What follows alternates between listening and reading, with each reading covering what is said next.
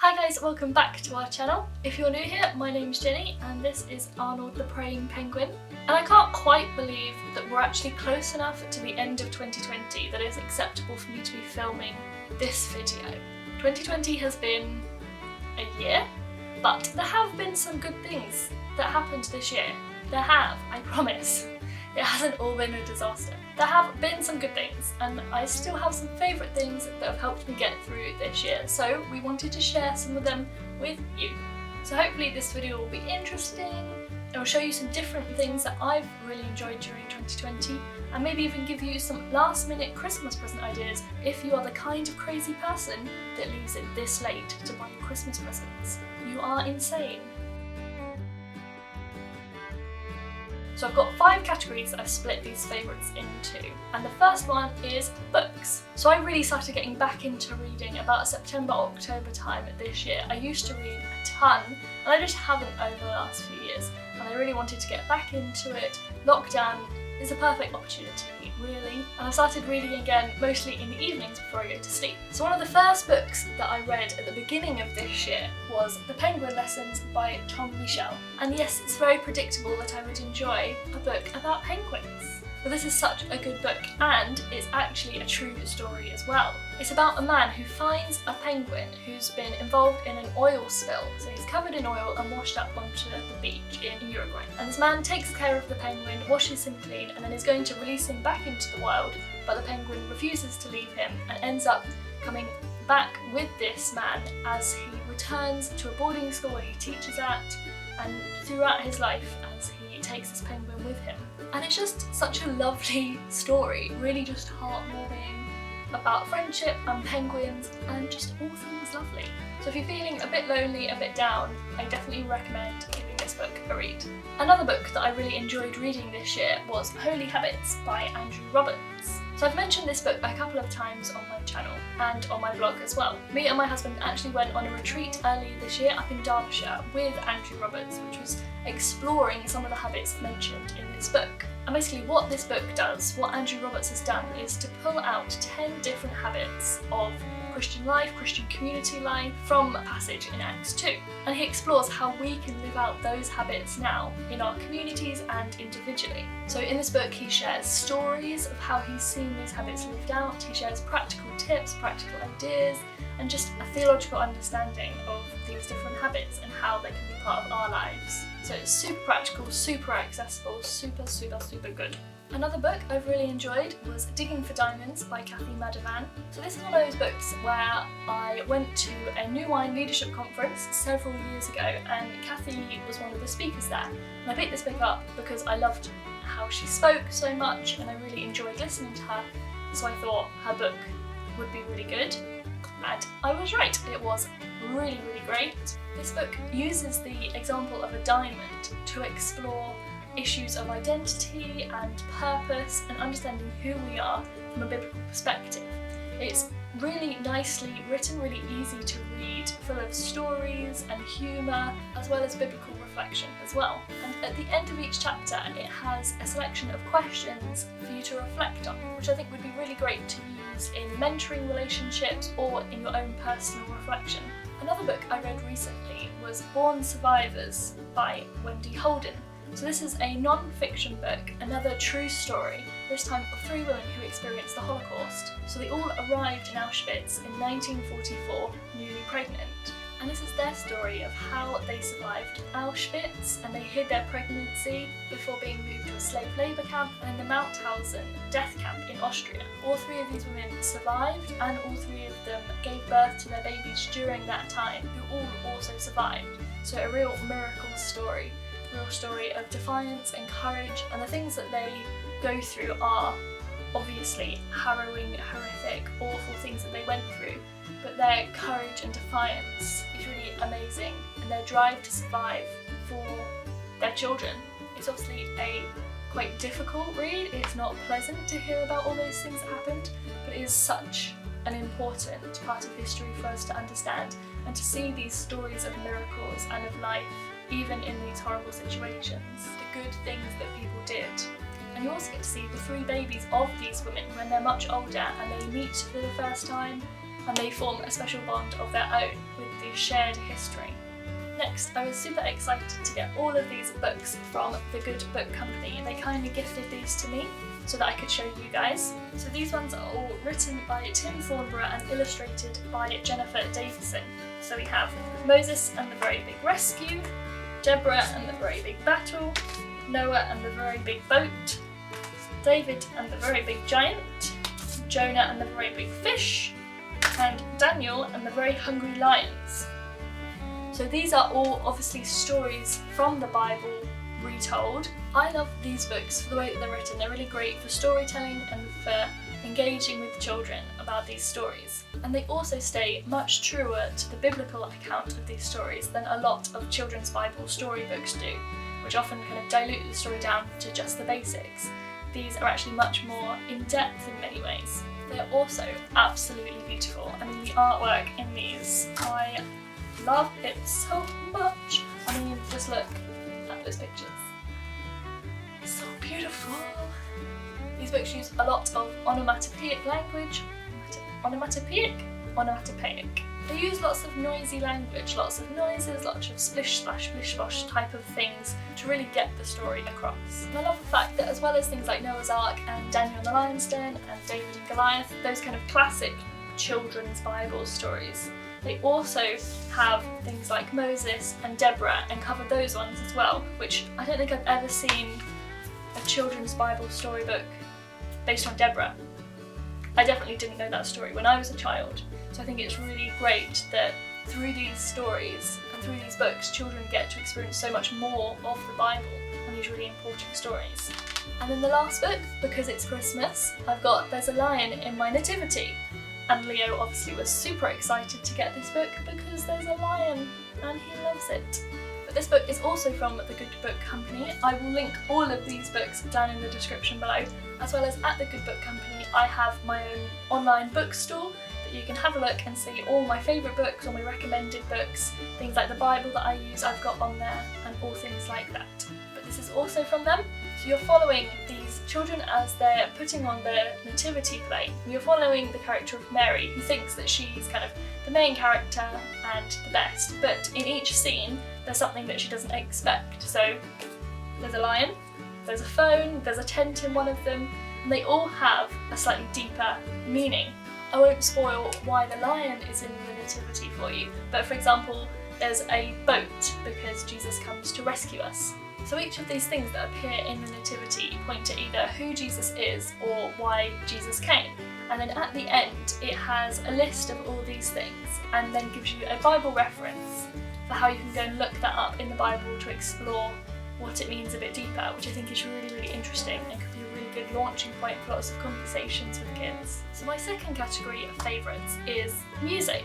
I feel like I haven't been listening to quite as much music as I would normally do, because often I would listen to music on my way to and from work, on the commute as I was driving. I'd just have music playing, and because I haven't been commuting to work because of lockdown, I've kind of lost that time that I would usually listen to music quite a lot. But there still has been some great music that I've been listening to this year that I want to share with you. So the first is Rent Collective, and they actually released 2 albums this year. They've been very busy.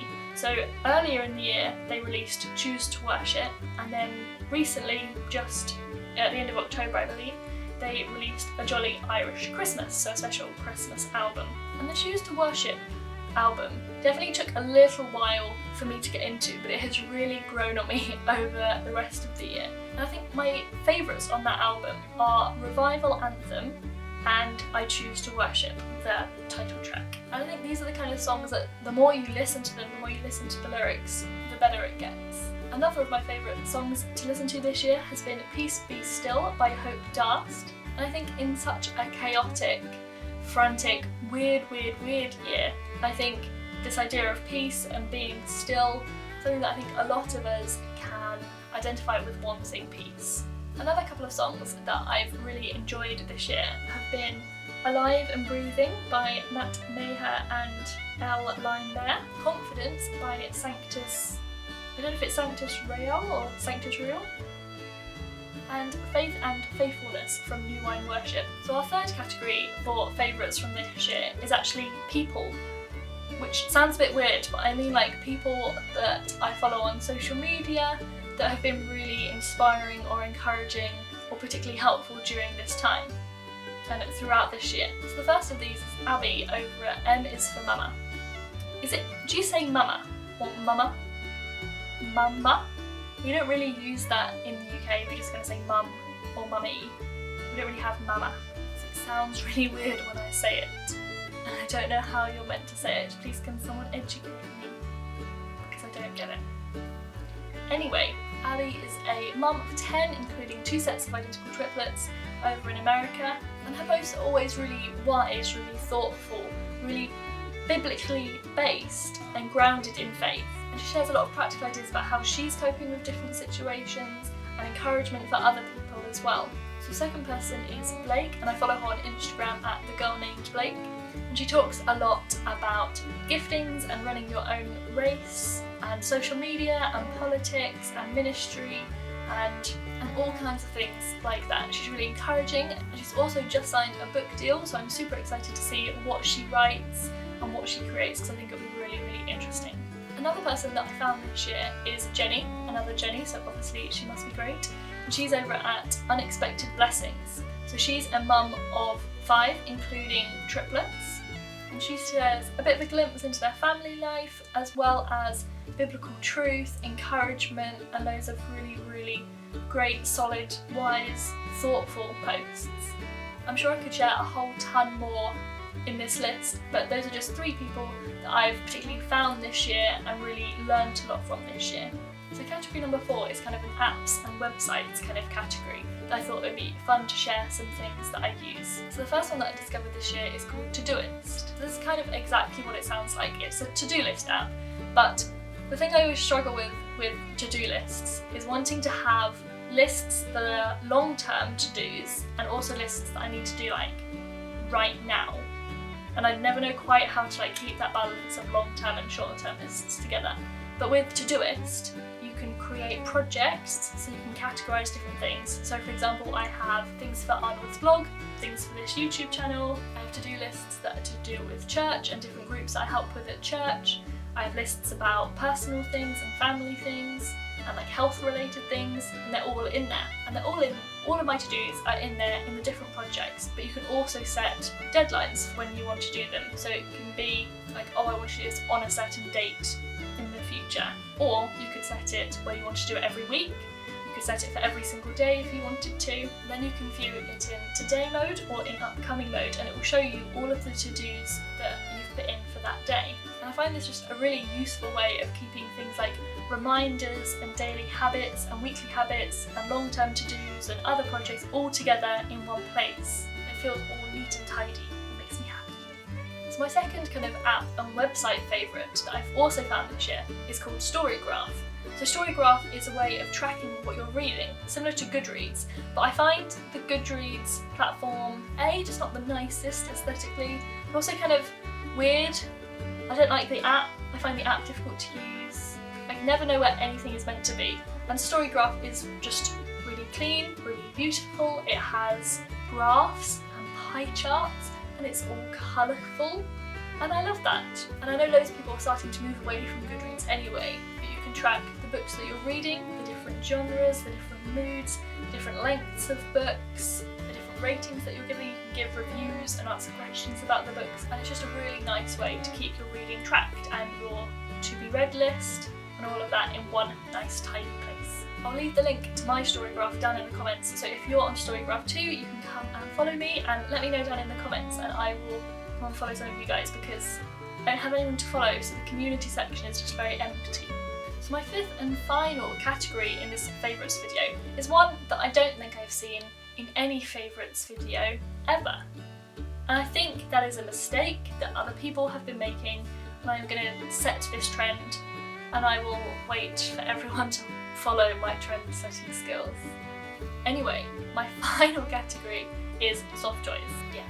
And I have 2 brands to recommend to you because they are the 2 that I use and the 2 that I love. So for those who don't know, Arnold is an Aurora pom-pom penguin, and obviously we love him. He's amazing.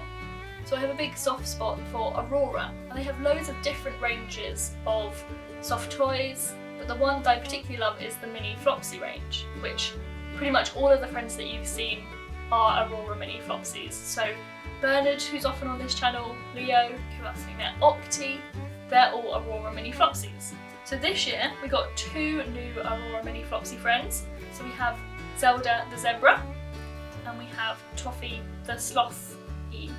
Toffee the Slothy. Love it. So they are both from Aurora, both super soft. We love them very much. Their Mini Flopsy range is absolutely enormous. There are so many different animals, and every time I want to like choose which ones I might put on my Christmas list, it is a tough choice. Really difficult. But this year we also got Diego the Dragon, who I know some of you who also met in other videos, but Diego is actually from Jellycat. He's not the only Jellycat we have. We do actually have a couple of other Jellycats too, some Jellycat penguins, but Diego is a Jellycat dragon, and he has joined our motley crew again. So soft, such funny little legs, such floppy little ears. So Aurora and Jellyfish. So Aurora and Jellycat are obviously our favourite soft toy brands, and you can't argue with that. They're just the best. So I hope you've enjoyed this video. Let me know down in the comments what have been your favourite things from 2020. What are the good things that have happened? We're going to focus on the good, not the bad about 2020. It's fine. I would love to hear your book recommendations as well. I'd love to get more into kind of Christian fiction that isn't just romance, because I know that a lot of Christian fiction is just romance, and that's not my favourite genre. I'd love to hear any recommendations that you guys have for different books and different people to follow on social media. I will leave links to everything that I've mentioned in this video down in the description below for you to go and check out for yourselves. Don't forget, throughout Advent we are posting videos every Saturday, Sunday and Wednesday for Advent with Arnold. But make sure you check out all the videos that we've already posted, as well as make sure you subscribe and hit the notification bell to see all the videos that are still to come before Christmas. And we will see you again very soon for a new video. Bye!